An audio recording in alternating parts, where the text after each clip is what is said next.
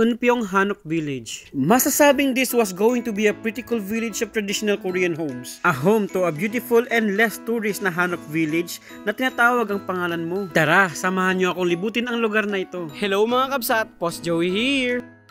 Bago ang lahat, how to get there muna tayo. From Gupabal Subway Station Line 3 Orange Lane, ay dediretso ka lang sa Exit 4. Pagkalabas na may hahanapin mo lang ang bus stop na 12112. Dalawa kasi ang meron dito. Hanapin mong maigi ang nasabi kong bus stop number. Baka nga kasi sa ibang ruta ka madaan. Doon tayo sa kabila mga kabsat. At gagamit tayo ng pedestrian lane para hindi tayo masita.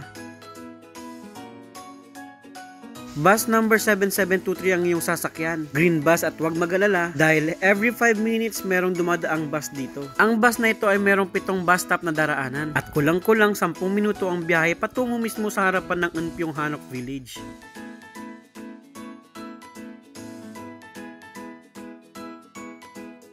Bungad pa lamang ay namamanghana ako sa Hanok Village na ito. Kaya kahit mag-isa kong tinungo ito ay talaga naman mababakas sa aking mukha na napakasaya ko. Etong mga nasa harapang Hanok ay hindi tirahan. Mga commercial establishment ang nandito. Gaya ng mga restaurant, coffee shop, at maging convenience store meron din dito. Base nga pala sa na-research ko ay nasa 158 Hanok houses ang nandito. Napakatahimik ng lugar at walang masyadong turista. Hindi tulad ng Hanok Village sa Pukchon na sobrang dinarayo. Magiging favorite spot ito to enjoy some quiet time at maglakad-lakad. Isa pa nga pala sa mga nalaman ko na ang ilan sa mga Hanok na ito ay merong mga naninirahan. Kaya isang advice ulit na kapag tayo ay namasyal dito, kailangan hindi tayo maingay. Pero sa tingin ko ay alam na ito ng mga naninirahan dito. Sanay na sa mga turistang bumibisita sa kanilang lugar. Nung una akala ko talagang walang mga nakatira dito. Ba naman sa simulang tingin, aakalain mong ginawa lamang ito para pang-akit sa mga turista. Para ma-enjoy ang bawat sulok ng village.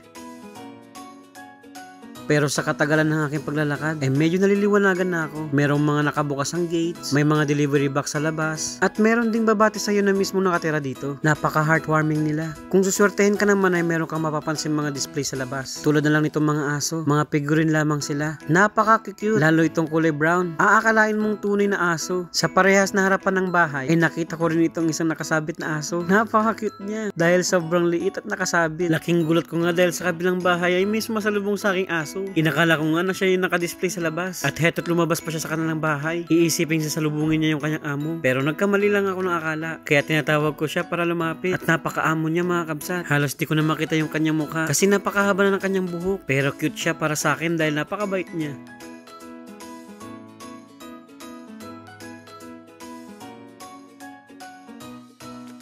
Sa kabilang banda nga pala ay meron ako nakitang mga turista. Akala ko kasi ako lang talaga yung tao rito. Siguro ay napaaga yung dating ko kaya akala ko ako lamang. Pero heto, nagdaratingan na sila at hindi na ako nag-iisa.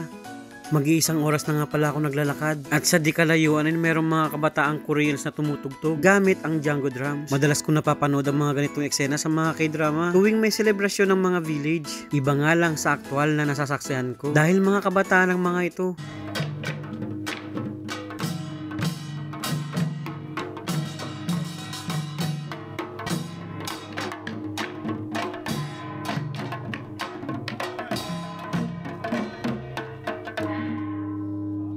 Meron din ako nakitang mga nakahanbok. Puro sila nakakulay pink. Hindi ko alam kung anong meron. Pero madalas ko sila nasasalubong. At puro mga nasa mid-age. Siguro ay merong ikakasal. At sa lugar mismong ito gaganapin. Sa lugar na ito hindi lang Hanok Village na makikita mo. Nandito rin ang Jingwon sa temple. At Buddhist ang mga kadalasan nagpupunta rito. Hindi man parehas sa ating religion ay bibisitahin ko at papasyalan. At siya na rin naman nandito ako kaya nagdasal ako kahit paano. Nagpapasalamat na rin at napakaganda ng aking napasyalan. Medyo pataas nga pala ang lakarin dito. Pero ilang hakbang lang naman. At di pa ata aabot ng 5 minuto ay nasa mismong temple ka na.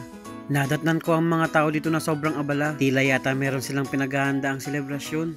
Heto at dinidekorasyon na nila ang harapan ng templo ng mga makukulay na parol. Sa kabilang banda naman ay may nakita kong monk. Aktual kong nasaksihan yung alay o orasyon na ginagawa nila. Pero di ko na masyadong binidyohan. Bukod nga pala sa mga Hanok, isa itong temple sa mga nagustuhan kong spot dito. Yung mga eksena talaga sa mga K-drama, yun kasi yun ang nakikita ko.